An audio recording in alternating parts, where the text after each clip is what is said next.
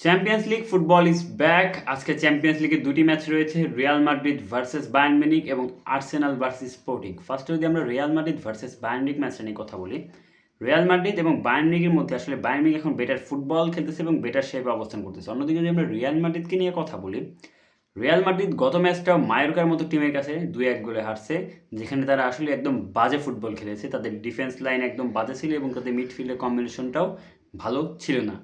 কিন্তু আসলে ফুটবল সবসময় ভালো খেলা বা ফর্মের উপর নির্ভর করে চলে না। কিছু সময় হিস্টোরিক, কিছু সময় দলের পারফরমেন্স ইন এ পার্টিকুলার টুর্নামেন্টে ম্যাটার করে।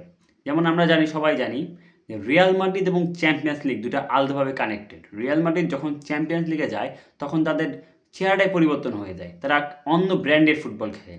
এবং একটা রেকর্ড শুনলে আপনি অবাক হবেন যে 2012 সালের পর থেকে রিয়াল মাদ্রিদকে বায়ার্ন মিউনিখ কখনো চ্যাম্পিয়ন্স লিগ হারাইতে পারে নাই।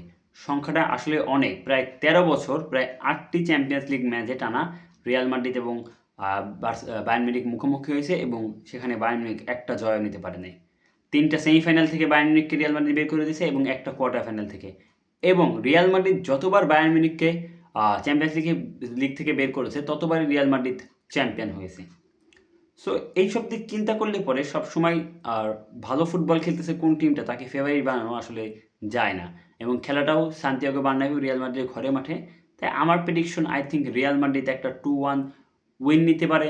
বা আবার যদি সিটির মতো বায়ার্ন মিউনিখ কলাপসও করে যায়, এটাও আমি অবাক হব না, কারণ এটা চ্যাম্পিয়ন্স লিগ এবং এটা রিয়াল মাদ্রিদ।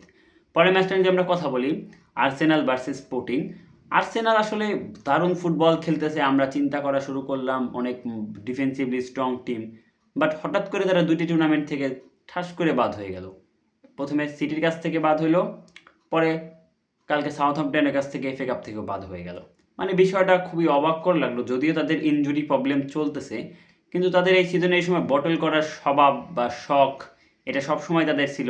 এই জন্য আমার তাদের নিয়ে রিস্ক নিতে ভয় লাগে। কিন্তু আশা করি স্পোর্টিংয়ের সাথে তারা হয়তো ম্যাচটা বের করে ফেলবে।